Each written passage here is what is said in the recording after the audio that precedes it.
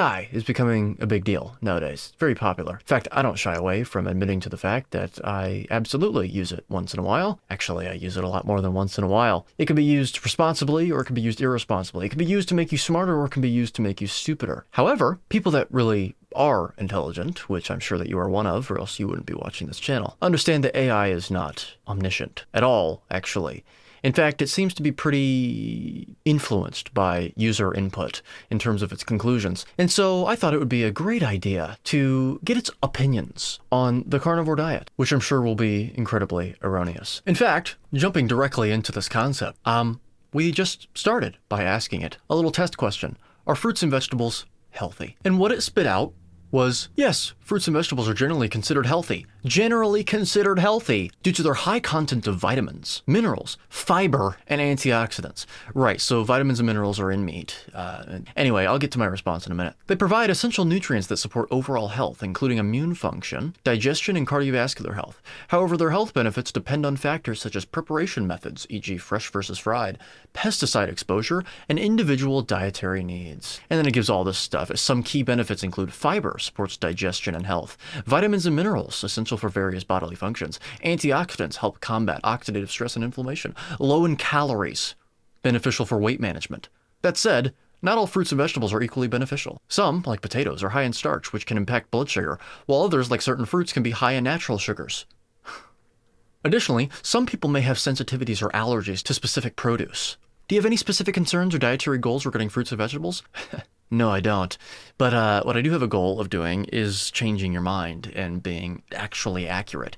So I have a response down here. First of all, you stated that these are generally considered healthy, which does not mean they are. We also must determine what healthy actually means, which is a conversation for another day. You also said that one of the reasons they are beneficial is due to their vitamin and mineral content, completely neglecting to mention that meat and animal products have much more absolute levels of certain vitamins and minerals than any plant does, as well as the fact that the absolute level of vitamins and minerals neglects to consider bioavailability, as well as the actual requirement for these nutrients for any given person. Some nutrients consumed above the required amount can actually be harmful, such as vitamin C converting to oxalates. Actual problem, yes. Next, you stated antioxidants being a benefit, when in reality you can derive antioxidants from the earth through grounding, without the need of consuming them, as well as the fact that there are antioxidants in meat such as vitamin E, and failing to acknowledge the possibility that a lot of these plant antioxidants are only considered as such because they are associated with an increase in intracellular creation of endogenous antioxidants, which actually points in the direction of the plant compound being a pro-oxidant. We know many plant compounds can do such a thing. Next, you said fiber is beneficial for gut health, which is patently false.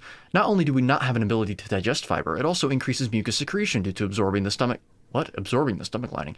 Abrading the stomach lining. There are only two associated factors when it comes to diverticulosis, those being increased fiber intake and increased bowel motions per day. We do not have an organ to break down fiber and in fact have evidence of having one in the past, but it now being atrophied due to an abstention of fiber consumption. Fiber actually seems to cause a constipation if its consumption is taken to the extreme, not the opposite. I can provide a study for this as well. Next, you mentioned the term calories. Calories cannot be consumed, and you do not derive calories from your food. Energy does not affect the mass balance of your body because energy does not have mass at all. Therefore, there is no evidence plants are beneficial for weight management. In fact, all foods contain 0 calories, and therefore, a plant cannot be low in calories because this implies fluctuation in the value of calories that any food or object contains. And finally, we'll add some other ones. You also said that fruits can have natural sugars in them, implying that natural sugars are healthy for you, or at least innocuous, as compared to processed sugars, when in reality they all break down to the same molecules and have the same biochemical effects on the body in isolation. And the last thing I'll add is you also completely failed to mention the presence of anti-nutrients in plants as well as actual toxins in plants such as oxalic acid, phytic acid, lectins, etc. And Before you say that it is entirely subjective in terms of how these compounds may affect people, you cannot deny that plants have these toxins. These toxins are not required for human consumption. There are no clear chemical pathways identified in humans by which these compounds can be rendered benign, and that plants produce these compounds to protect themselves from predation, part of predation being their own consumption by a predator. There we go. Lengthy. Let's see what it has to say about all of this. You ready? You're making a lot of strong points, so let's break them down one by one. Yeah, let's do it. 1. The definition of healthy. You're absolutely right that we need to define healthy before making any claims. Healthy is often used as a catch-all term, but in reality, what is healthy depends on context, whether we're talking about nutrient density, metabolic effects, long-term health outcomes, or immediate physiological responses. That's a discussion worth having separately. Yeah, exactly. I said that it's a discussion for another day. 2. Vitamin and mineral content. Yes, many animal products have higher absolute levels of certain vitamins and minerals than plants. Meat, fish, and dairy provide highly bioavailable forms of vitamin B12, non-existent in plants. Well, actually,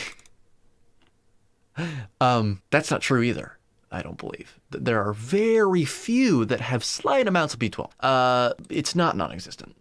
Anyway, okay. Heme iron, far more absorbable than non-heme iron in plants. Yes. Retinol, preformed vitamin A, as opposed to beta-carotene, which requires conversion, so it's not vitamin A. Okay.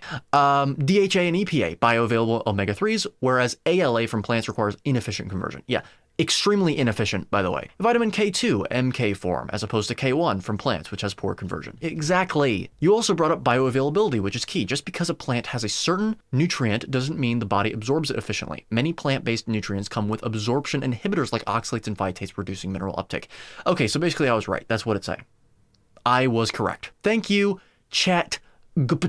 Okay, 3. Antioxidants and pro-oxidants. You're correct that not all antioxidants function the way most people assume. The idea that plant antioxidants are universally beneficial is simplistic. Many polyphenols and flavonoids act as pro-oxidants initially, triggering an adaptive hormetic response that increases endogenous antioxidant production. Okay, so this is ridiculous. Hormesis means reaping a benefit after a stressor. They're not hormetic if they just damage your body and you adapt to it, okay? And calling smoking hormetic because your lungs can adapt to aldehydes in them doesn't mean that smoking is a hormetic. Your body can adapt to everything. Your body can adapt to getting burned all the time. That doesn't mean that getting burned all the time is hormetic. There has to be an advantage. What is the advantage? Whether this is beneficial depends on the dose, individual metabolism, and overall diet. Yes. You also mentioned grounding, direct electron transfer from the earth to the body as a source of antioxidants. This is an interesting area of research, and while some studies suggest grounding can produce oxidative stress markers, it's not clear whether this fully replaces dietary antioxidants. Well, constant rate of sequestration from antioxidants, electrons directly, rather than it being wrapped up in something else that may or may not be harmful or beneficial, is absolutely superior. Anyway, additionally, animal foods contain antioxidants like vitamin E, coenzyme Q10, taurine, carnosine, a potent anti-glycation agent. Well, there you go. Thank you. So the idea that only plants provide antioxidants is false. Well, there you go. Goodness, I mean, just tell me that I was right about everything, why don't you? This is going to be an interesting one. Fiber and gut health. Fiber has long been touted as essential for gut health, but there's valid criticism here. So once again, touted. While some studies associate fiber with improved gut microbiome diversity and satiety, well, that begs the question as to whether improved gut microbiome diversity is a good thing. And satiety, protein and fat stimulate satiety. Anyway, others challenge its necessity. We do not digest fiber ourselves, only gut bacteria can. Yes, it's called fermentation. Fiber can irritate the gut lining, increasing mucus secretion as a defense. So it even admits that. Diverticulosis is correlated with higher fiber intake, not lower. And zero fiber diets do not cause constipation. Exactly. Many carnivores report improved digestion. There are studies showing that reducing fiber intake alleviates constipation, contradicting mainstream dietary guidelines. So, no, it doesn't show that it alleviates it. It's an association, but fine. If you have a specific study you'd like to share, I'd be interested in looking at it. Okay, well, no, I'm not going to do that if it's not necessary. Number 5, calories and weight management. This is a more physics-heavy discussion. You argue that calories don't exist as a physical entity and cannot be consumed, which is technically correct. A calorie is a unit of measurement for energy, not a tangible substance. However, in nutrition, calories are shorthand for energy yield from food, except there literally isn't an energy yield from your food. You also implied that caloric intake does not govern body weight because energy has no mass. While energy itself has no mass, the substrates that contain energy, they don't contain energy. That is a myth. It is often said in chemistry that there's energy stored between chemical bonds, which is not true. It is spontaneously created after the bonds are broken apart. There is no energy storage. False. Okay? The body's mass balance depends on food intake, hormonal regulation, metabolic efficiency, and energy expenditure, not energy expenditure. False. Unless you mean potential energy utilization from ATP, which has an effect on mass. Which actually, no, it doesn't. It's an indirect effect on mass. Anyway, not just a simple calories in, calories out equation.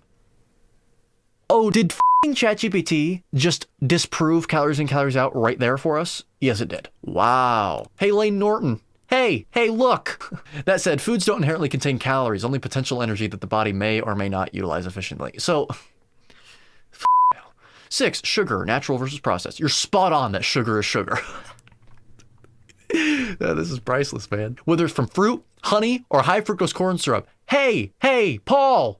Saladino, hey! The metabolic effects of glucose and fructose don't change based on whether they came from a processed or natural source. Hey, Paul! Hey!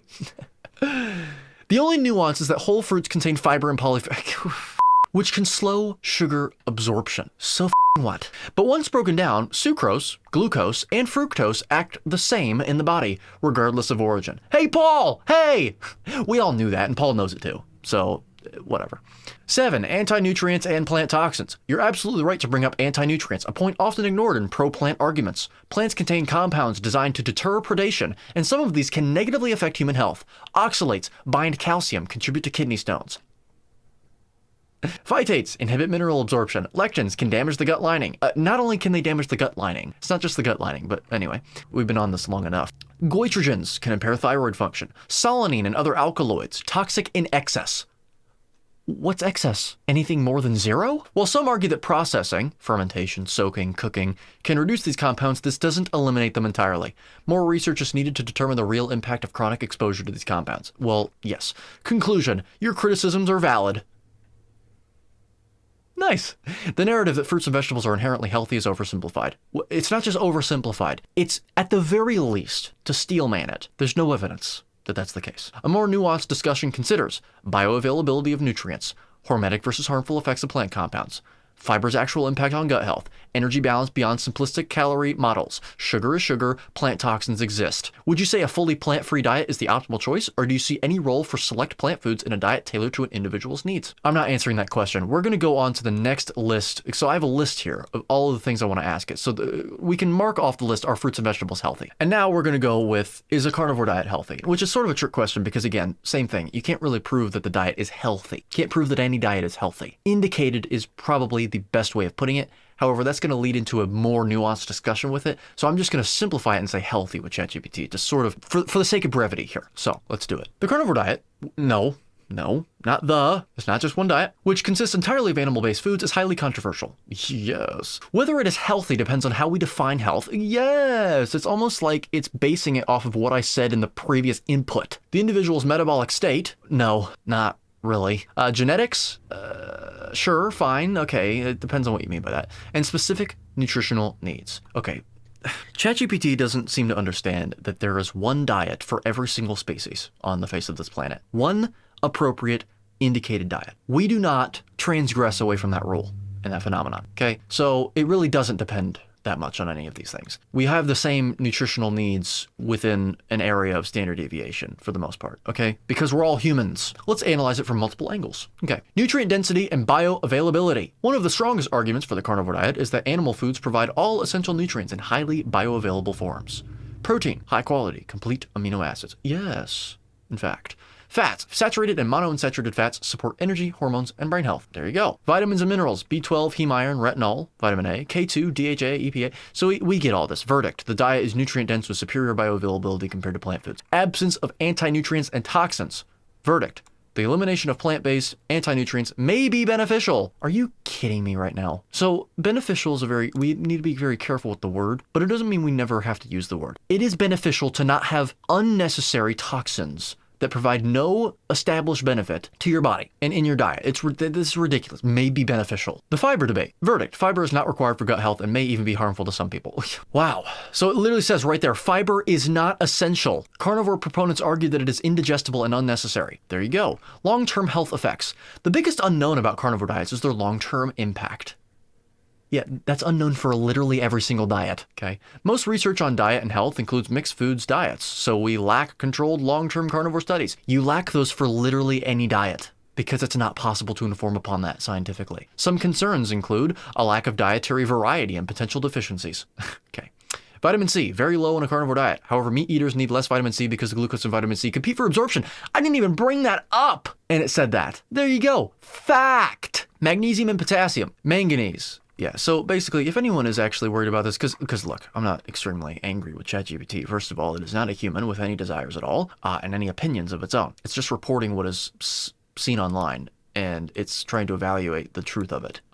Frankly, if these are concerns with people, because I know that these are concerns with people, it's extremely difficult. It's basically impossible to establish an absolute RDA, even with error around it, for every single vitamin, mineral, macronutrient, micronutrient across the board, because it depends on a myriad of factors. In order to determine whether you're deficient or not, you need to look at whether you're symptomatic or not. Frankly, that's the best inference that we have, at least at the moment. Some argue that lower carbohydrate intake reduces the need for certain vitamins. Yes, but this is debated. Technically, yes, it is debated, but I would argue that if carbohydrates damage the body, which they do, eating it will absolutely do that, then you're going to need less recruitment of vitamins and minerals to hedge against those issues.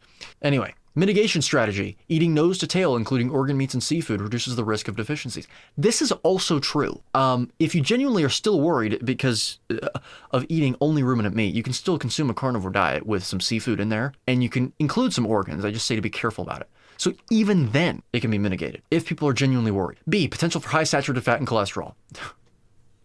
Potential? It's supposed to be high in saturated fat and cholesterol. Saturated fat is the fat that is primarily involved in your cell structures, particularly the phospholipid bilayer in your cell membranes. Every single one of them, all trillions of your cells. There is no evidence that saturated fat is harmful for human beings. It's a silly proposition. Cholesterol makes up 50% roughly of every single one of the cell membranes. They're within the phospholipid bilayers. They're important for cell structure and integrity. They hold the phospholipids together, actually. And depending on the temperature, they maintain cellular integrity. So here we go. LDL cholesterol levels, not a thing. Okay. There are LDL levels, not LDL cholesterol levels, because there's only one molecule called cholesterol, and it's cholesterol. The others are lipoproteins that carry cholesterol around the body. Okay. LDL levels is really what I meant to say, may rise on a carnivore diet. So let's get this straight. I want you guys to understand this fully. Cholesterol does not cause heart disease. That is false. If it did, then you would see plaque accumulation in all areas of the vascular system, and not only would you see it in all areas of the vascular system because it carries the same cholesterol content, but it would also occur as a blanket across the vascular system. And it doesn't even do that. It occurs in set sites, and those set sites, the only common denominator there is that it has a high exhibition of turbulent blood flow that lingers there for long periods of time, that is exacerbated by hypertension. They are the high pressure areas of the vascular system that experience the most turbulent blood flow. The absolute concentration of cholesterol and lipoproteins, any subfraction of lipoproteins, etc., in atherosclerotic plaque is 1 plus or minus 1%. I'm not kidding. It's largely composed of scar tissue that can become calcified at later stages, become unstable and rupture, and then cause thrombi, which are blood clot. That is atherosclerosis, heart disease. This is the etiology behind strokes as well, because that's a form of atherosclerosis. This is stupid. Whether this is harmful depends on context. No, it's not harmful at all. Whatever your LDL level is exactly what it ought to be given the circumstances. LDL is not directly harmful either. There's no evidence of that. What is the mechanism? Oh, cytosis into the tunica intima in your arteries. Well, why does that occur? Maybe because the arteries are damaged. Inflammation is the cause of heart disease. Chronic and systemic inflammation. And even then that's contentious because the inflammation is there for a reason. It's not the inflammation, it's whatever is causing it that is unnecessary for the body, like exogenous carbohydrates and exogenous plant toxins. Okay? Some people see improved metabolic markers, lower triglycerides, higher HDL. Well, that begs the question as to whether that's an improvement. Those things are not improvements per se, okay? On a carnivore diet, while others see a rise in LDL, which some experts associate with increased cardiovascular risk. Well, I don't care what they associate it with. It doesn't matter. And also, they don't associate, the studies that you're referring to do not show an association between risk of cardiovascular disease and increased LDL, because you can't inform upon risk, because that's a cause and effect statement, okay? Mitigation strategy. If concerned, monitor LDL particle size. No, that doesn't matter either. The only reason why SD-LDL particles may be more associated with heart disease is not because of their propensity to actually be included in the arterial walls. It is because SD-LDL particles are highly associated with fructose metabolism. If anything, fructose being 7 to 10 times more glycating than that of glucose. In other words, harmful. Triglycerides to HDL ratio, which doesn't